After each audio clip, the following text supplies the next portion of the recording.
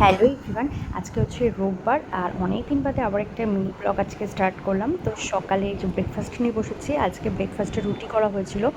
তো আমি রুটি আর চা যেহেতু খুব ভালোবাসি খেতে, তো তার জন্য 1 কাপ দুধ চা আর রুটি নিয়ে বসে পড়েছি। এটাই খেয়ে নিলাম, এটাই আমার আজকে সকালের ব্রেকফাস্ট। আর আজকে যেহেতু সানডে, তো তার জন্য ও তো বাড়িতেই ছিল। আর এই যে মেয়েকে এখন অয়েল ম্যাসাজ করছে, ও বডি অয়েল ম্যাসাজ হয়ে গেছে, এখন হচ্ছে এদিকে এখন হচ্ছে হেয়ার ম্যাসাজ।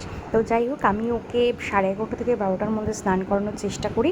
আর তারপরে এই যে লাঞ্চে বসে পড়েছি। আজকে লাঞ্চে মেনুতে ছিল মোচার ঘন্ট আর চিকেন কষা। আর আমি এই বাড়িতে আসার পর থেকে যেহেতু রাঁধুনি রাখা হয়েছে, তো আমার খুব একটা রান্না করা হয়ে উঠছে না।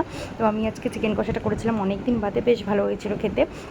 তারপর বিকেলবেলা হয়ে গেছে একটু রেডি, মেয়েকে এখানে ঘুম পাড়িয়ে দিয়েছি, কারণ যাবো একটু কেনাকাটি করতে, সামনেই পয়লা বৈশাখ, তো সেই কারণে।